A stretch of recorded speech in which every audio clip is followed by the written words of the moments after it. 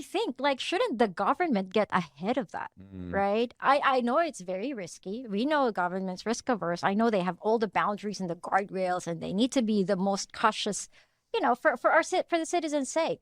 But that's the very reason why they need to go dive in very deep. But what should they do, right? So we talk about the ethics. We talk about like how it's going to be very difficult for them. But there's no, they can't make excuses, right? They have to protect the citizens. But what is the safe thing for them to do from both of your, I guess, so I think, perspective?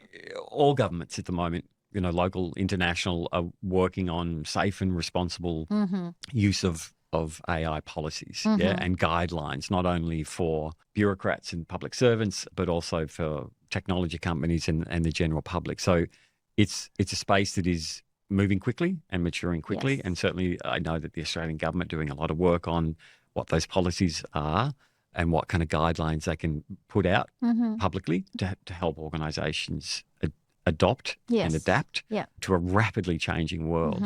So I think, like anything, it's important that while you may not be producing public-facing AIs to start with, you have to at least be getting in, understanding the technology, experimenting with the technology, linking it into your services and testing it, because it's coming.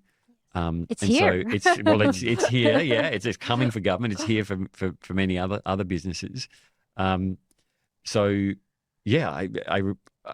My encouragement would be, governments need to have departments, or committees within their organisations that are looking at this technology. They're trialling it, they're testing it, they're working in close conjunction with ethics committees and technology suppliers and prompt engineers and all of these things, to be able to ensure that in the next couple of years, when these things become commonplace, that they're not behind. Yes.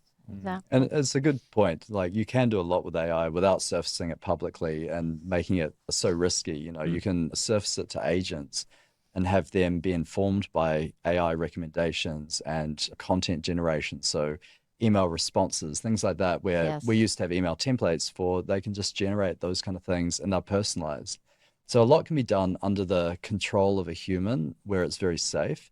And I think there's just use cases in government where it's going to become easier to do, say your L plates. Like, that's probably a bit less risky than, say, dealing with the ATO. Yes. So it's like, why don't we release it early for those kind of departments and test and learn? But I think government needs to continuously invest in policy and making sure there's good AI literacy in organizations. No different to private organizations. Their boards need to be across what the risks and benefits are.